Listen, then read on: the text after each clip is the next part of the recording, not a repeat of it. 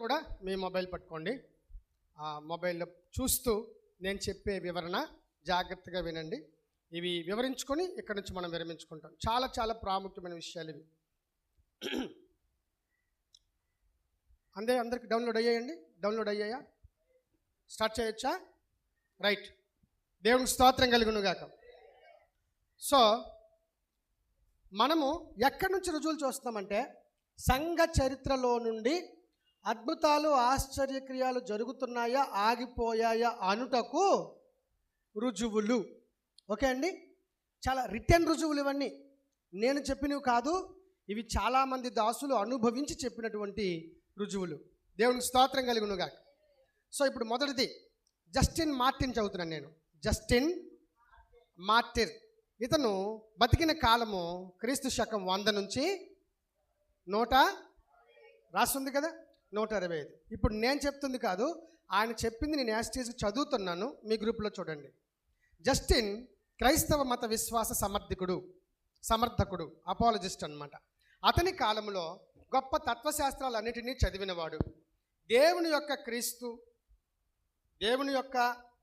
యొక్క పేర్లను, శక్తిని, అర్థాన్ని గురించి తన 2వ విశ్వాస సమర్థన, సెకండ్ అపాలజీ అనే పుస్తకంలో 153 క్రీస్తు శకం రాశాడు. ఆ పుస్తకంలో వివరిస్తూ ఆయన ఏం రాశాడంటే, దెయ్యాలను వెళ్ళగొట్టడాన్ని గురించి, స్వస్థత గురించి ఈ విధంగా రాశాడు.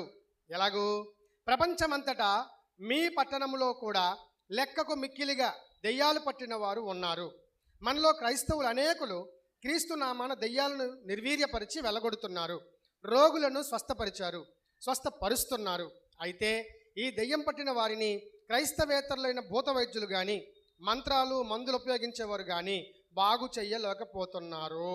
దేవునికి స్తోత్రం కలుగునుగాక. ఇది ఎవరు రాశారంటే, ఇతను ఒక చర్చ్ ఫాదర్. ఎవరండి ఈయన? చర్చ్ ఫాదర్, మంచి తత్వవేత్త. చాలా పుస్తకాలు కూడా రాశాడు ఈయన. ఈయన పేరు జస్టిన్ మార్టిర్ అనేటువంటి వ్యక్తి. ఈయన హతసాక్షి అయ్యాడు, తెలుసా? ప్రభు కొరకు హతసాక్షి అయ్యేంత గొప్ప విశ్వాస వీరుడు. ఇది చరిత్రలో ఉన్నటువంటి విషయం.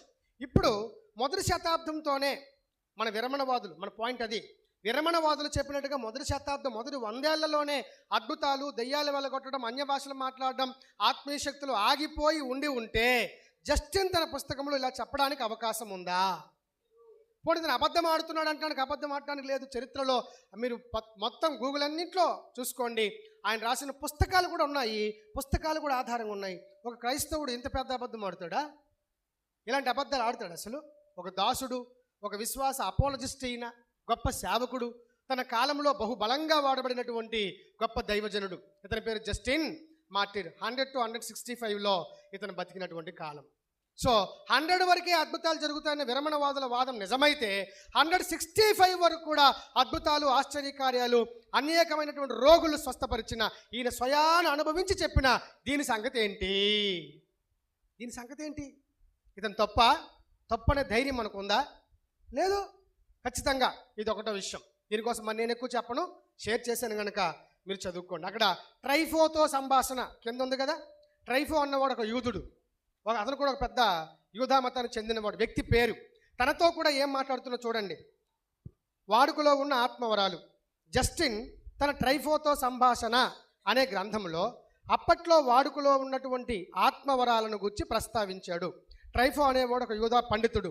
ప్రవచన వరాలు ఈ రోజు వరకు కూడా మనతో కూడా నిలిచి ఉన్నాయి, కనుకనే మొదట మీ జాతిలో ఉన్న వరాలు ఇప్పుడు మాకు కూడా బదిలీ అవుతున్నాయని మీరు గ్రహించాలి అని తన బుక్లో రాశాడండి. ఇతని పేరేంటి? Martin, Justin martyr. ఎవరితో రాశాడు? ట్రైఫోకు రాశాడు. ట్రైఫోతో సంభాషణ బుక్లో రాశాడు. ఇతను అబద్ధమా? ఇది చరిత్రలో ఉంది. నేను చరిత్రలో నుంచి కేటాయించిన బుక్ ఇది. అందుకే నేను రాయలే, దాన్ని కంప్లీట్గా స్క్రీన్ షాట్ చేస్తున్నాను. అందుకే దేవునికి స్తోత్రం కలుగునుగాక. ఇది ఒకటో రుజువు. తర్వాత మనకున్న రెండోది చూడండి. జస్టిన్ తర్వాత ఆంటోనీ. చూసారా? యాంటోనీ ఉందా? చదువుతున్నాం చూడండి. యాంటోనీ 251 నుంచి 356 కాలంలో ఈయన బతికాడు. ఎక్కడండి? 251 నుంచి 300. ఇప్పుడు విరమణవాదులు చెప్పిన సంఖ్య ఎంతవరకు ఉంటాయని అద్భుతాలు 100 సంవత్సరాల లోపు, మొదటి 100 ఏళ్ల లోపు. సో మొదటి 100 ఏళ్ల లోపే అద్భుతాలు ఉంటే మరి 200 సంవత్సరం 300 వరకు కూడా ఈ అద్భుతాలు ఎలా సాగాయి? మరి సాగకూడదు కదా వాళ్ళ ప్రకారం. ఇది రెండవ ఆధారం. అర్థమైందండి? ఇప్పుడు ఏం చెప్తున్నాడు చూడండి. అతనేసియస్, ఇతను పెద్ద భక్తుడు. అతనేసియస్ అన్న భక్తుడు చాలా పెద్ద భక్తుడు. అతనేసియస్ వ్రాసిన ఆంటోనీ జీవిత చరిత్ర పుస్తకంలో ఆంటోనీని గూర్చి వివరాలకు ఆధార గ్రంథం. ఈ జీవిత చరిత్రలోని 40వ అధ్యాయంతో సహా చెప్తున్నాడు. ఆంటోనీ దివ్యశక్తులతో పనిచేసిన విధానాన్ని, ముఖ్యంగా దివ్యశక్తితో దెయ్యాలను వెళ్ళగొట్టడాన్ని గూర్చి తెలియచేస్తున్నది. ఒకసారి ఏటైందట, పొడుగ్గా ఉన్న ఒక దెయ్యము అనేక అపవిత్రాత్మలు వెంట పెట్టుకుని వచ్చి ధైర్యంగా ఇలా అంటుందట, నేను దేవుని శక్తిని, ఆయన దివ్య దృష్టిని నేనే, నీకేం కావాలో కోరుకో అని. ఎవరితో? నేను క్రీస్తు నామాన్ని ఉచ్చరిస్తూ వారితో చెప్పింది, అతనితో, ఆంటోనీతో. ఇప్పుడు ఇతనేం చేస్తున్నాడు? నేను క్రీస్తు నామాన్ని ఉచ్చరిస్తూ ఆ దెయ్యంపై నా విశ్వాసమును ఊది వారిని కొట్టేందుకు ప్రయత్నించాను. ఈ ప్రయత్నంలో నేను సఫలీకృతుడైనట్లే అనిపించింది. ఎందుకంటే అంతటి మహాకాయుడు, ఒక పెద్ద దీర్ఘమైన నెఫిలీడ్లు అంటాడు. క్రీస్తు నామం వినగానే తన అనుచరులతో కలిసి ఆ దెయ్యాలన్నీ కూడా చిటికలో, ఇది నేను రాసింది కాదండి, ఇది అతనేసియస్ ఆంటోనీ అనే భక్తుడు 40వ అధ్యాయం అని పేరు కూడా చెప్తున్నాడు. ఇంత పక్క ఆధారాలతో అద్భుతాలు ఇంత చక్కగా జరుగుతుండగా అద్భుతాలన్నీ మొదటి 100 సంవత్సరాలతో ఆగిపోయాయని ఎంత ధైర్యం కావాలండి? ఆ మాట చెప్పాలంటే ఎంత ధైర్యం కావాలి? చరిత్రను దాటి నువ్వు ఎక్కడికి వెళ్ళిపోతావు? చరిత్రను వదిలేసి ఎక్కడికి వెళ్ళిపోతావు? సో ఇది విరమణవాదులు తప్పు అనడానికి రెండవ ఆధారం. ఇకపోతే నెక్స్ట్ గోస్ టు 3. చూడండి, టెర్తులియన్. ఎవరండి? టెర్తులియన్. ఇతను అద్భుతమైన దైవజనుడు, ఒక అద్భుతమైన సేవ చేశాడు ఈయన. ఇతను కూడా చర్చ్ ఫాదర్, చర్చ్ సంఘ పితరుడు. ఇతను ఏం చెప్తున్నాడు వినండి. టెర్తులియన్ ఇతను యొక్క జీవితకాలం వచ్చి 160 క్రీస్తు శకం నుంచి 200. 100 అయితే దాటిపోయాడు కదా. 100 అయితే మరి 100 దాటిన తర్వాత అద్భుతాలు జరగకూడదు కదా, అకార్డింగ్ టు విరమణవాదాల ప్రకారం జరగకూడదు కదా. సో ఎందుకు జరిగింది? ఏం చెప్తున్నాడు చూడండి. టెర్తులియన్ జీవితాన్ని గురించి మనకు ఎక్కువ వివరాలు తెలియవు, కానీ అతడు కార్తేజీ పట్టణంలో ఒక విద్యాధిక, చాలా అద్భుతంగా చదువుకున్నటువంటి విగ్రహారాధిక కుటుంబంలో పెరిగి పెద్దోడయ్యాడట. అతడు క్రైస్తవుడైన తర్వాత సుమారుగా 206వ సంవత్సరంలో మెంటానిస్టులతో చేరాడు. అతడు అనేక గ్రంథాల్లో రచించాడు. ఏమని?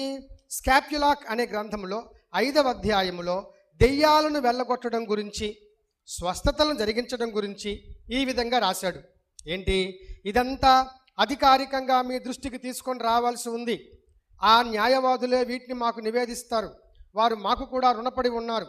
అయితే న్యాయస్థానంలో మాత్రం వారు తమకు అనువైన రీతిలో సాక్ష్యం ఇస్తున్నారు అంటూ ఇవన్నీ రాసుకుంటూ వస్తూ ఆయన చెప్పినటువంటి ఒక అద్భుతం.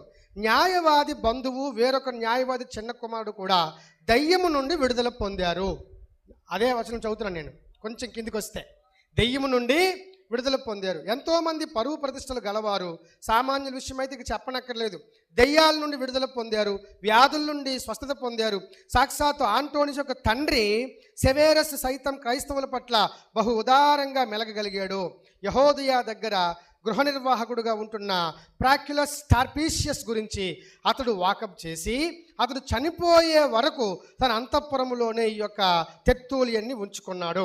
ఎందుకంటే గతంలో ఒకసారి ప్రాక్యులస్ అతన్ని అభిషేకించడం ద్వారా స్వస్థపరిచాడు. దేవునికి స్తోత్రం కలుగును గాక. ఇదంతా ఏంటి టెర్తులియన్ చెబుతున్నది అంటే, అద్భుతాలు, ఆశ్చర్యకార్యాలు, స్వస్థతలు still they are going on, కొనసాగుతూనే ఉన్నాయి. సో ఈ ప్రకారం చూసుకున్న మొదటి 100 సంవత్సరాల లోపే ఆగిపోయిన అద్భుతాలు టెర్తులియన్ కాలంలో మళ్ళీ ఎలా కొనసాగాయి? ఎందుకు కొనసాగాయి? అలా కొనసాగటము తప్పు కదా విరమణవాదుల ప్రకారము. కానీ కొనసాగుతున్నాయంటే పరిశుద్ధాత్మ కృప వలన ఇప్పటికీ వర్కింగ్లో ఉన్నాయి, ఆరిపోలేదు. ఇది 3వ అద్భుతమైనటువంటి ఆధారం. తర్వాత ఆంబ్రోస్, ఈయన కోసం కూడా కొంత చదువుదాం. చూడండి, ఆంబ్రోస్ క్రీస్తు శకం 339 నుంచి 397 వరకు ఈయన జీవనకాలం, అంటే పరిచర్య కాలం ముఖ్యంగా. సో అనభిషిక్తుడైన ఆంబ్రోసు అతని అనుయాయులు అంటే అనుచరులు అభిమానంతో మిలన్ పట్టణానికి బిషప్గా చేసేశారు. అప్పుడు అతడు బిషప్గా నియమించబడిన వెంటనే చేసిన మొదటి పని ఏంటంటే తన ఆస్తి అంతటిని బీదలకు పంచి ఇచ్చేశాడట. అతడు విలక్షణమైన ప్రసంగికుడు మరియు ప్రొఫెసర్ అంటే ఆచార్యుడు, నిర్మొహమాటంగా ప్రసంగించేవాడట. ఆంబ్రోస్ తన పరిశుద్ధాత్మ లేదా సంఘపితరులు అనే గ్రంథములో స్వస్థతను అన్య భాషలను ఇప్పటికీ దేవుడు ప్రసాదిస్తున్నాడు అని తన రచనల్లో తెలియజేశాడు. దేవునికి స్తోత్రం కలుగునుగాక. ఆ ఒక్క మాట చాలు, చాలా ఉంది, అది మీరు ఇంటికి వెళ్ళి చదువుకోండి. అన్య భాషలు ఇప్పటికీ ఏమవుతున్నాయి? కొనసాగుతున్నాయి. విరమణవాదులు చెప్పినట్టు భాషలు నిరర్ధకమైపోతాయి, ప్రవచనాలు ఆగిపోతాయి. నో నో నో, అవి ఇప్పటికీ కొనసాగుతూనే ఉన్నాయి. కాలం ఎప్పుడు? 3వ శతాబ్దము. 3వ శతాబ్దం ఇది. వాళ్ళు చెప్పిన లెక్క ప్రకారం 1వ శతాబ్దంలోనే ఆగిపోవాలి కదా. మరి 3వ శతాబ్దం వరకు ఎందుకు వచ్చాయి అంటే వారు చెప్పింది తప్పు, దేవుడు దాన్ని ఇంకా కొనసాగిస్తున్నాడు అంటమే ఒప్పు, అందుకు కొనసాగుతున్నాయి. దేవునికి స్తోత్రం కలుగునుగాక. నెక్స్ట్ ఆంబ్రోస్ తర్వాత అగస్టీన్. ఇతను ఒక అద్భుతమైన దైవదాసుడు, అభిషిక్తుడు. ఇతను మాట్లాడుతుంటే అతని ప్రసంగానికి ఇక్కడ ప్రసంగం చేస్తుంటే ఇళ్లల్లో ఉండి చెమట్లెక్కిపోయి మారు మనసు పొందుకొని మంచాలు విరిసేసి కింద పడిపోయిన దెయ్యాలు ఎన్నో ఉన్నాయి తెలుసా. దేవునికి స్తోత్రం కలుగునుగాక. ఈయన పేరేంటి? అగస్టీన్. ఎవరండి ఈయన? చరిత్ర అండి, ఏదో మనం మాట్లాడుకుంటున్న సొంత మాటలో కాదు. తర్వాత ఏంటండి? ఆంబ్రోస్ తర్వాత తెత్తులిన్ అయిపోయాడు, ఆంబ్రోస్ అయిపోయాడు, అగస్టీన్ అయిపోయాడు. తర్వాత ఇది చూడండి, రూస్ యువరాజు దొరికాడా? రూసు, బాగా వినాలి అందరూ కూడా. రూసు ఏదైనా గుర్తొస్తుందా? రూస్ అంటే అంటే ఏంటి? పోనీ రోష్ అంటే ఏంటి? రష్యా. ఏంటండి? రష్యా. అద్భుతమైన సాక్ష్యం. రష్యాలో చూడండి 600 నుంచి 1500 ఏడి, 600 నుంచి 1500 ఏడి సంట్ ఎస్టీ అంటే సెయింట్ అండి, సెయింట్ వ్లాదిమిర్ ప్రిన్స్ ఆఫ్ రూస్ అని రాస్తుంది. అంటే ఈయన రూస్ యువరాజు సెయింట్ వ్లాదిమిర్. వ్లాదిమిర్ ఇప్పటికీ ఉంది తెలుసా వంశం. వ్లాదిమిర్ పుతిన్ ఇప్పుడు ప్రస్తుత రష్యా అధ్యక్షుడు ఆయనే. అది వ్లాదిమిర్ లెనిన్, అతను కూడా రష్యాలో ఒక అద్భుతమైన విప్లవ వీరుడే. సో వ్లాదిమిర్ వంశం ఇప్పటికీ కొనసాగుతూనే ఉంది. ఇది తప్ప నిజమని నేను బాగా ఫ్యాక్ట్ చెక్ చేశాను. ఇక్కడ మాత్రమే చూడలే, ఫ్యాక్ట్ చెక్ కూడా చేశాను. అందుకే ధైర్యంగా ఇవి తీసుకొచ్చాను మీ ముందుకి. ఇవన్నీ ఫ్యాక్ట్ చెక్ చేసిన తర్వాతనే మీ ముందు పెడుతున్నాను. నాకు చాలా మంచి అలవాటు ఉంది ఒకటి, నిజమా కాదని నేను చాలాసార్లు పరిశీలిస్తాను, బాగా చదువుతాను, అన్ని రుజువులు చూస్తాను. ఫేక్ అనిపిస్తే దాన్ని పెట్టను, అది పక్కా అనుకుంటే ముందుకు తీసుకొచ్చి ధైర్యంగా ఇలా ఆన్లైన్లో చెప్తాను. ఎందుకంటే చాలామంది వింటారు, మనం ఫూల్ అయిపోమా, దేవుని నామం అవమానం అయిపోదా. దేవునికి స్తోత్రం కలుగునుగాక. సో ఈ సెయింట్ వ్లాదిమిర్కి ఏం జరిగిందో చూసి మనం చదువుకుందాం. చూడండి, రూస్ యువరాజు వ్లాదిమిర్ మారు మనస్సును పొంది క్రైస్తవ బాప్తిసం తీసుకోవడానికి ఒక అద్భుత క్రియ ఎలా దోహదం చేసిందో ఈ క్రింది సంఘటన మనకు వివరిస్తుంది. రూస్ ఆ తర్వాత రష్యాగా మారింది, అక్కడ కూడా రాశాడు క్లియర్గా. సో ఈ సంఘటనలు క్రైస్తవ మతం యొక్క మొదటి 1000 సంవత్సరాల కాలాంతములో, ఎంత అద్భుతమైన పాయింట్ అండి, సంఘం యొక్క మొదటి 1000 సంవత్సరాల యొక్క కాలాంతం. విరమణవాదుల ప్రకారం అద్భుతాలు ఎప్పుడు ఆగిపోయాయి? మొదటి 100 సంవత్సరాల్లో ఆగిపోవాలా. కానీ ఇప్పుడు తను చెప్తున్న కాలం ఏంటి? ద ఫస్ట్ మిలీనియం, మొదటి 1000 సంవత్సరాలు. దేవునికి స్తోత్రం కలుగునుగాక. అప్పుడు జరిగిన సంఘటన ఏం జరిగింది చూద్దాం. దైవ సంకల్పము చొప్పున వ్లాదిమిర్ ఆ సమయంలో కంటి జబ్బుతో బాధపడుతున్నాడు. అతడు ఏమీ చూడలేకపోయాడు, చాలా బాధలో ఉన్నాడు. ఈ వ్యాధి నుండి స్వస్థత పొందాలంటే వెంటనే బాప్తిస్మం పుచ్చుకోవాలని, లేకపోతే వ్యాధి నయం కాదని తన భార్య రాణి ఖచ్చితంగా చెప్పింది. ఎవరితో? ఆ రాజుతో, భర్తతో, వ్లాదిమిర్తో చెప్పింది. అప్పుడు వ్లాదిమిర్ ఆమె సందేశాన్ని విని ఇలా అన్నాడు, ఇదిగో ఇదే గనక నిజమని రుజువైతే క్రైస్తవుల దేవుడు నిశ్చయంగా గొప్పవాడే. తర్వాత తనకు బాప్తిస్మం ఇవ్వాల్సిందని ఆజ్ఞ ఇచ్చాడు. నేనైతే నమ్ముతాను, నువ్వు చెప్పినట్టు నమ్ముతాను. ఇదిగా నిజమైతే నేను తప్పకుండా బాప్తిస్మం తీసుకుంటాను, క్రైస్తవుల దేవుడే నిజమని ఒప్పుకుంటానని ఇతను చెప్పాడట. సో ఏమైంది, ఇచ్చాడు. అప్పుడు కెర్షప్ బిషప్ గారు ఏం చేశారు, రాణి గారి యొక్క ప్రీస్టులతో కలిసి బాప్తిస్మ క్రమాన్ని ప్రకటించిన తరువాత వ్లాదిమీర్కు బాప్తిస్మ ఇచ్చాడు. బిషప్ అతని మీద చేతులుంచి ప్రార్థించిన వెంటనే ఆ యొక్క వ్లాదిమీర్ దృష్టి తిరిగి పొందుకొని స్వస్థత వచ్చేసింది. ఇప్పుడు ఇది జరిగిన కాలం ఏంటి, మొదటి 1000 సంవత్సరాలు. ఇంకా చెప్పాలంటే 1500 సంవత్సరాలండి. ఇదిగో 600 నుంచి 1500 పైన రాస్తుంది. మరి ఇప్పుడు ఈ అద్భుతం జరగకూడదు కదా, విరమణవాదుల ప్రకారం ఈ అద్భుతాలు జరగకూడదు కదా, మరి ఎందుకు జరిగాయి? ఇతనేమన్నా అనామకుడా? రష్యా దేశానికి యువరాజు అండి, రాజు చెబుతున్న సాక్ష్యం అండి. రాజు దస్తావేజులు తప్పైపోతాయా? ప్రభుత్వ రికార్డులు తప్పైపోతాయా? అవవు కదా. సో ఈ సాక్ష్యము ఈ విరమణవాదులకు ఎందుకు కళ్ళు గుడ్డైపోతాయి, కనిపించవు, చూడరు, అంతే. వారి యొక్క వాదాన్ని ఇగోని మేము చెప్తుంది నిజం, మీరు అలాగే నమ్మండి, మేము అనుకున్నాం, మీరు అనుకోండి, ఇలాంటి గుడ్డి బోధలు, పనికిమాలిన బోధలు బోధిస్తూ ఉంటారు. సో మనం సంఘమా, మీరు కళ్ళు తెరవాలి, వీళ్ళందరూ చేస్తున్న తప్పులు సంఘానికి మీరు అవగాహన కల్పించాలి, అప్పుడు వాళ్ళు గొప్పోళ్ళు అవుతారు. ఇది వ్లాదిమీర్ గురించి సాక్ష్యం అండి. తర్వాత ఆఖరిది ఏంటి, ఇది చాలా ముఖ్యం, దీంతో ముగించేస్తాను, ఓకేనా? ప్రార్థన చేస్తాను. మార్టిన్ లూథర్, ఇది ఎప్పుడు సంస్కరణోద్యమం, ఆధునిక యుగం, the reformation and the modern ఎరా. మోడర్న్ ఎరా అంటే ఆధునిక యుగం. కాలం ఎప్పుడు 1500 నుంచి అంటే ప్రజెంట్ ఏజ్. అది ప్రజెంట్ ఏజ్. ఎక్కడ మొదటి 100 సంవత్సరాలు, ఎక్కడ 20వ శతాబ్దం, ఎన్నండి, 1000 సంవత్సరాలు గడిచిపోయాయి కదండి. ఇప్పుడు మార్టిన్ లూథర్ గారి కోసం చాలామందికి తెలియని అనేక సత్యాలు ఇక్కడ చెప్తున్నాను. సంఘంలో చరిత్రలో రాసి ఉంది, చూసి నేర్చుకోండి, చదువుకుందాం. ఒకసారి చూడండి. అక్కడ మార్టిన్ లూథర్ 1483 టు 1546. లూథర్ ఆత్మీయ హితోపదేశపు లేఖలు అనే పుస్తకంలో మార్టిన్ లూథర్ గారు వ్రాసిన ఈ కింద ఉత్తరం ఇలా ఉన్నది, చదువుదాం, చూడండి.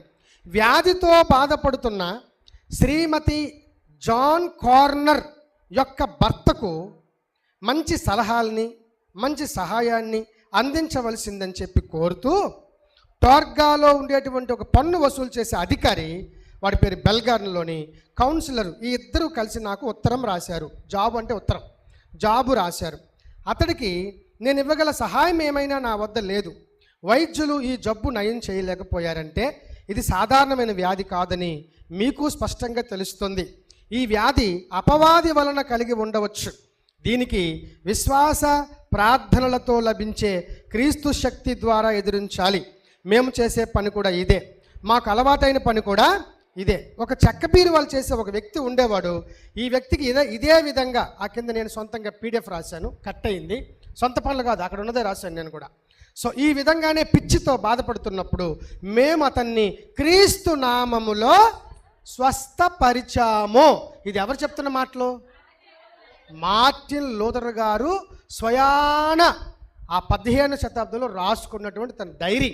ఏం పేరేంటి? హితోపదేశపు లేఖలు అనే దాంట్లో ఆయన రాసుకున్నటువంటి అద్భుత సత్యం.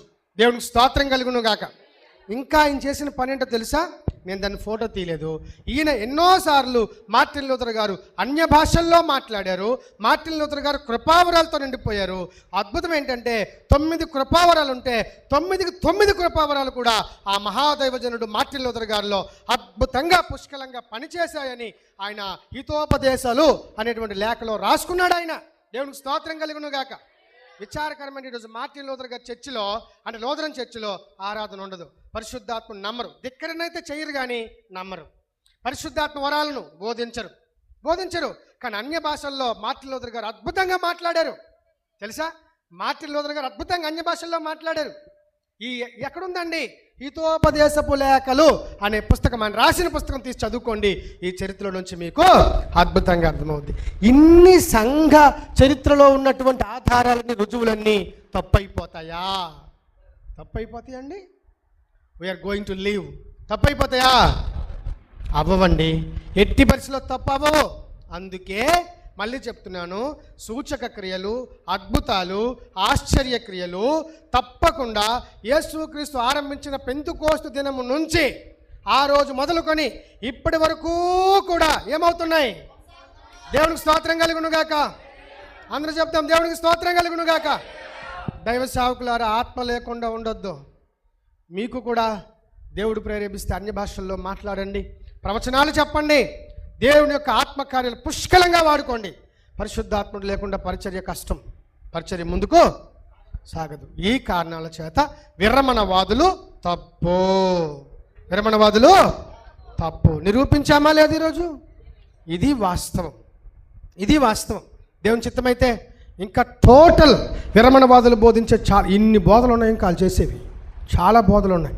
ఈరోజు నేను జస్ట్ ఒక్కటి మాత్రం టచ్ చేశాను, ఇది ఇంపార్టెంట్ కాబట్టి ఒకే ఒకటి టచ్ చేశాను. సో మీకు ఆసక్తి ఉంటే ఖచ్చితంగా ప్రతి శనివారం, అంటే సెకండ్ శనివారం తప్పకుండా రండి.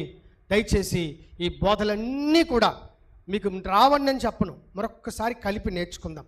నాతో పాటు నేను నేర్చుకుంటున్నానండి, నాకేదో వచ్చని చెప్పట్లే, నేను నేర్చుకుంటున్నాను. మనందరం కలిపి డిస్కస్ చేద్దాం. ఈ కడవరి కాలంలో ఒక గుంపులాగా, మనమే ఒక గుంపులాగా మన సంఘాలను బలమైనటువంటి సంఘాలుగా తయారు చేద్దాము. మార్టిన్ లూథర్ లాగా, సంస్కరణ వాదుల్లాగా బ్రతుకుదాం. దేవునికి స్తోత్రం కలుగునుగా. ఆఖరికి ఒక మాట చెప్పి ముగించేస్తాను. చివరి మాట ఏంటంటే, అద్భుతాలు ఆశ్చర్య కార్యాలు జరుగుతూ ఉన్నాయి, కరెక్టేనన్నయ్య. మరి కొంతమంది ప్రార్థనలు చేసినప్పుడు, కొంతమంది పరిచర్యలో వాళ్ళు పెంతెకోస్తులు అయినప్పటికీ కూడా మరి ఎందుకు వారి సంఘాల్లో అద్భుతాలు ఆశ్చర్య కార్యాలు అన్య భాషలు కృపావరాలు ఏమాత్రం ఎవరిలో కూడా ఎందుకు కనిపించవు అంటే, దానికి నేను ఇచ్చే అద్భుతమైన జవాబు,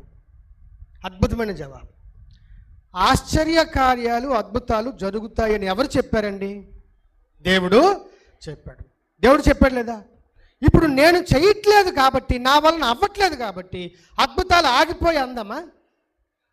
విరమణవాదులకు ఇది కూడా ఒక సమస్య. మరి నిజంగా మీరే స్వస్థతలు ఉంటే నేను తీసుకొస్తాను, రోగిని తీసుకొస్తాను, మీ ముందు పెడతాను, మీకు ధైర్యం ఉంటే బాగు చేయండి. నేను బాగు చేయలేకపోతున్నాను కాబట్టి దేవుడు తప్ప, బాగు చేయలేకపోవటంలో నా అవిశ్వాసం ఉండొచ్చు, నా అవిధేయత ఉండొచ్చు, నా తాలూకు అపవిత్రత కూడా అందులో ఉండొచ్చు. అందుకు దేవుడు అక్కడ కార్యం చేయకపోవచ్చు. అంతట్లో అసలు కృపావరాలే లేవు అని తీర్మానం చేయటానికి నీకెక్కడ ధైర్యం? ఎలా చేస్తావు? చేయడానికి లేదు కదా. నాకెక్కడో లోపం ఉందని మన వైపు లోపం చూపించుకోవాలి కానీ దేవుడు చేపించిన బోధే తప్పు అంటానికి నేనెవరిని? నువ్వెవరు? తప్పు. కనుక ఇది ఫైనల్ వర్డ్. దయచేసి కృపావరాలు స్టిల్ కంటిన్యూ అవుతున్నాయి. మీకు మొన్ననే చనిపోయింది ఒక ఆవిడ, మీకు కాదు అది, నాకు ఆశ్చర్యం. పెద్ద వలసలో పెంటమ్మ అని ఒక ఆవిడ ఉండేది, మొన్న చనిపోయింది. మీకు తెలుసా, ఆవిడ పూర్తిగా గుడ్డిది. అవునండి, పూర్తిగా గుడ్డిది. అయితే ఒకరోజు ఏమైందంటే, అప్పల నరసమ్మ గారు ఒక ఆవిడ ఉండేవాళ్ళు, ఆవిడ కూడా చనిపోయారు. ఆవిడింటికి ఈ పెంటమ్మ అన్న ఆవిడ వచ్చింది, ఇది నా సాక్ష్యం, వచ్చింది. ఆ రోజు అప్పటికి నాది చాలా ఎర్లీ స్టేజ్, బాగా ఒక 25 మంది 20 మంది మాత్రం ఉండేవాళ్ళు విశ్వాసులు. అందరూ ముసలోళ్ళే, అందరూ సీనియర్ సిటిజన్సే, ఒక్కళ్ళు ఎవరు లేరు అప్పుడు. అర్థమైందండి. సో వచ్చి కూర్చుంటే ఆవిడొచ్చి బాబు అందాడు, అమ్మ అంటే. ఆవిడకి అది తొలిసారి.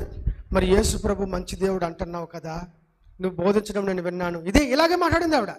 అంటున్నావు కదా, మరి కనీసం నేను అలాగా కాలు మడుచుకోవడానికి కూడా బయటికి వెళ్ళలేకపోతున్నాను బాబు, ఈ గుడ్డితనం తీసేస్తే నేను మీ చర్చికి వస్తాను బాబు. సేమ్ మాటలు వాడింది ఆవిడ. దేవునికి స్తోత్రం కలిగినగా. నా గుండెలో ఎంత రాయి పడిపోయింది. అవునండి, బోధించింది నేనే. నిజమే యేసు ప్రభు చాలా నాకు బాగా వచ్చి పడిందిరా బాబు, ఇలా వాస్తవం, అబద్ధం ఆడట్లే. నా గుండెలో రాయి పడిపోయింది. ఈవిడ ఎంత ఛాలెంజ్. ఆవిడ ముసలమ్మ, కానీ ఆవిడ వేసిన మాట మాత్రం ముసలిది కాదు, చాలా గట్టి మాట్లాడింది ఆవిడ. మరి నా కళ్ళు కనిపిస్తాయా అని అడిగింది ఆవిడ. వాస్తవం అండి, నేను వణికిపోయాను, నేనైతే షేక్ అయిపోయానండి. నేను కళ్ళు తెరవలేను కదా, ఇప్పుడు చేస్తాడో లేదో, నేను ప్రార్థన చేస్తే అవుద్దో లేదు, నాకు డౌటే. నేను నమ్ముతున్నాను, నేను ఉన్నది చెప్పుకున్నాను, గొప్పవాడని కాదు. అయితే నా ఎంత అవిశ్వాసం కాదు అవదనుకొని నేను గట్టి బిగించుకొని ఎలాగైనా ఏదైనా చేయాలనుకొని నేను ముందుకు వచ్చాను. దేవునికి స్తోత్రం కలిగిన గాక. అమ్మ వినాలి, అమ్మ వినం. అమ్మా వినమ్మా, ఓయ్ వినమ్మా, మాట కాముకోండి, విను. దేవునికి స్తోత్రం కలిగినగా. సో లిసన్, ఆ ముసలమ్మ పాపం ఇలాగే ఉంది. నాయన ఎక్కడున్నావు నాయన అంటుంది. నేను అక్కడే ఉన్నాను. కళ్ళేవు ఆవిడికి, అర్థమైందండి. సో భయం పడిపోయి చెయ్యడానికి, ప్రభువా నీ వాక్యం అయితే నిజమే, నాకైతే అపనమ్మకం లేదు, కానీ ఈ అపనమ్మకం ఆవిడ నాలోని తీసుకొచ్చింది ప్రభువా. చాలా పెద్ద ప్రశ్న వేసింది. నాకు కళ్ళు వస్తాయా అని అడిగింది ఆవిడ. అంటే ఆ పక్కన ఇంకో ముసలం ఉంది, అప్పలర్శం. నువ్వు బాగా నమ్ముకోయే, నువ్వు నమ్ముకుంటే నీకు వస్తుంది. ఇదే మాట సింపుల్గా వాడింది ఆవిడ. అది నాకు కొట్టినట్టు అయింది. అంటే ఆవిడని బాగా నమ్ముకోవడం అంటుంది, నాకు నమ్మకము లేదనమాట అనుకొని నేనేం చేసాను, ఏదైనా ప్రభా నాకు సిగ్గు కలిగినా పర్లేదు తండ్రి, నేనైతే చెయ్యి చాపేస్తున్నాను, మరి చెయ్యేసేస్తున్నాను అని చెప్పి చెయ్యి చాపేసాను. డ్రామా కాదు ఇది, ఒరిజినల్. నేను చెప్తుందంతా వాస్తవం, ప్రామిస్. అర్థమైందా? సో చెయ్యి చాపాను. ప్రభువా నాకైతే ఏంటి తెలీదు, నాకు తెలిసిందల్లా ఒకటే, నువ్వు కూడా నాకు చేస్తానని నాతో చెప్పావు. నేను అది నమ్మాను, ఆవిడ కూడా అదే నమ్ముతుంది. నేను ఏది బోధించానో అది నమ్ముతుంది కాబట్టి నువ్వేటో చెయ్యాలి ప్రభు. మీరు నమ్మరు. ఇలా చెయ్యేసి 2 సెకండ్లు ప్రార్థన కూడా చేయలేదు. నేను 2 సెకండ్లు కూడా ప్రార్థన చేయలే. అంటే నాకు ఏదైనా మాట్లాడిస్తే మళ్ళీ అంతసేపు చేసేవు బాబు, మరి ఏటి కళ్ళు రాలేదు అంటదేమో అని భయము. అది అసలు విషయం. అంతసేపు చేసేవు బాబు ప్రార్థన, మరి ఏటి అవ్వలేదు అంటదేమో, అదొక భయం పట్టించింది నాకు. నేను అప్పుడేం చేశానంటే, యేసు నామములో నీ విశ్వాసము చొప్పున నీకు కలుగునుగాక, నా గొప్పతనం కోసం కాదు తండ్రి, నీ నామం మహిమపరచబడునుగాక. కళ్ళు తెరిచేసాను, మీరు తెలీదు, కళ్ళు వచ్చేసాయి ఆవిడికి. దేవుడికి స్తోత్రం కలుగునుగాక. ఈ రోజుకి నాకు ఆశ్చర్యమే. ఈ రోజుకి ఆవిడేం చేసిందంటే, బాబు నువ్వు కనిపిస్తున్నావు, నువ్వే కదా అంటుంది. నువ్వు కనిపిస్తున్నావు అంటుంది. నాకు ఎంత ఆశ్చర్యపోయానంటే, నేను నా హృదయం నాకే అసలు నో లిమిట్. ఆశ్చర్యం, చాలా ఆశ్చర్యం. నేను చెప్తుంది నా ఆశ్చర్యం కోసం కాదు, నిజంగా. మీరు పెద్ద ప్రార్థనా పరులు కావచ్చు, మీకు తెలియకుండా మీరు ఎన్నో రోగాలు స్వస్థపరిచారు. మీకు తెలుసా? మీకు తెలీదు. మీరు ఎన్నో రోగాలు స్వస్థపరిచారు. మీరు సరదాగా ప్రభువా ప్రార్థన చేయండి అయ్యా అంటే మనం చేసి ప్రార్థన చేస్తాం. వేసినప్పుడు ఏం కాకపోవచ్చు, ఆవిడింటికి వెళ్తుండగా బాగుపడిపోతుంది. తెలుసా? దేవునికి స్తోత్రం కలుగునుగా. అవును, మొన్న చెల్లి సునీత ప్రార్థన చేసినప్పుడు, అంతకుముందు ఒక చెల్లి యవనస్తురాలు 9 సంవత్సరాలు పుష్పవతి అవ్వకుండా ఇంట్లో ఉండిపోతే అన్యుల్లో అదొక సిగ్గుగా భావిస్తారు వాళ్ళు. మా పిల్ల ఇంట్లోనే ఉండిపోయింది 9 ఏళ్ళు పెద్దవి కాకుండా. కామన్గా చెయ్యేసి సునీత ప్రార్థన చేసింది. కామన్. సునీత నువ్వు బాగు చేసావమ్మా, అలాగ అవ్వదు కదా. దేవునికి స్తోత్రం కలుగునుగా. ఆశ్చర్యం ఏంటంటే 9 సంవత్సరాల తర్వాత ఈవిడ చెయ్యేసి ప్రార్థన చేయగానే పెద్ద ఫంక్షన్ జరిగిపోయింది అక్కడ. దేవునికి స్తోత్రం కలుగునుగా. అవునండి, ఆవిడ పెద్ద పిల్లలు అయిపోవడము, పెద్ద పిల్లల ఫంక్షన్ వీళ్ళు చేయడము, అక్కడ ప్రసంగానికి మేమందరం వెళ్ళడం, నేనే స్పీకర్ని. దేవునికి స్తోత్రం కలుగునుగా. పెద్ద ఫంక్షన్ అయిపోయింది. ఇది ఆశ్చర్యమా కాదా? ఇప్పుడు పాయింట్కి రండి. విరమణవాదులు చెప్పిన ప్రకారము ఇలాంటి అద్భుత శక్తులు, ఆశ్చర్య కార్యాలు మొదటి 100 సంవత్సరాల్లోనే ఆగిపోయి ఉండుంటే మరి పెంటం ఎలా బాగుపడింది? ఇది మనసాక్ష్యం. ఎలా బాగుపడింది? మరి ఆ అమ్మ ఎవరు? పెద్ద పిల్ల ఒక ఉండిపోయినటువంటి దీక్షిత, ఏం పేరమ్మా, దీపిక ఎలా పెద్ద అయ్యింది? ఏ డాక్టర్ లేడు, ఏ మందు లేదు, ఏం లేదు. మరి ఆశ్చర్యకార్యాలు ఎలా జరుగుతున్నాయి? ఇది ఆశ్చర్యం అండి. దేవుడు కార్యం చేస్తున్నాడు, ఇప్పటికి కూడా కొనసాగిస్తున్నాడు. దేవుడికి స్తోత్రం కలుగునుగాక. అవును, ఇక్కడ కూర్చున్న మీ దగ్గర నుంచే బోల్డ్ సాక్ష్యాలు నేనే చెప్పగలను. రాజేష్ తమ్ముడు ఎస్కోట్లో మన సంఘం తరపున ఎప్పుడు 2000 ఎప్పుడు తమ్ముడు పరిచయము అక్కడ మన పరిచర్య ప్రకారం 12లో పరిచయం. రీసెంట్గా 2022లో పరిచర్య, 23లో పరిచర్య ఆరంభించాడు. 23 వరకు తన చిన్నాన్నలు, పెదనాన్నలు, అక్కలు, అమ్మలు లాంటి అందరూ కూడా బద్ధ శత్రువులు. అవునా కాదా? బద్ధ శత్రువులు. ఆ ఇంటి చుట్టూ అందరూ చుట్టాలే, అందరూ శత్రువులే. ఆ చుట్టాలే శత్రువులు. నేను సేవ ఆరంభిస్తే ఎలాగుంటుందో, ఏమవుద్దో, బితుకు అతను అటుకాసి మనోడికి భయమే, అక్కడ నేను బయటోడిని కాబట్టి నాకు భయమే, ఏమవుద్దో అని. అర్థమవుతుందండి? నేను బయటోడిని పూర్తిగా. ప్రసంగాలు తగ్గలేదు, డాబా మీద ప్రసంగాలు మాత్రం ఎంత కూడా తగ్గకుండా ప్రసంగాలు చేసాం, ప్రార్థనలు చేసాం. 1 year ఓపిక పట్టాం. దేవునికి స్తోత్రం కలుగునుగాక. ఈరోజు ఎవరైతే బండబూతులు తిట్టి నువ్వు ఎలా చేస్తావో చేసుకో అన్నట్టు అనకూడదు, కానీ నువ్వు పోతావురా అనే స్థితిలో అతని యొక్క పతనం కోసం ఎదురు చూసిన మనుషులు ఈరోజు చర్చి లోపలికి వచ్చి, అయ్యగారు ప్రార్థన చేయండి పాస్టర్ గారు, కొడుకుని పట్టుకొని, కొడుకు అవుతాడు అందరికీ, మనోడు కొడుకు అవుతాడు, అయ్యగారు ప్రార్థన చేయండి, బాబు ప్రార్థన చేయనానా అని తలంచుతున్నారంటే ఆత్మకార్యమా లేకపోతే మన తాతయ్యలు చేశారు అలాగా? పరిశుద్ధాత్ముడు నేటికి వర్క్లోనే ఉన్నాడు. ఈరోజు వాళ్ళ చర్చిలో విశ్వాసులు ఎవరో తెలుసా? అందరు శత్రువులు విశ్వాసులు అయిపోయారండి. అది పెద్ద భాగ్యం. దేవునికి స్తోత్రం కలిగిన గాక. శత్రువులందరూ విశ్వాసులు అయిపోయారు. ఈరోజు ఆయనకి దావీదు చెప్పిన వాగ్దానం ఉంది, దావీదు నీకు 4 దిక్కుల నెమ్మది కలుగజేసేదన్న.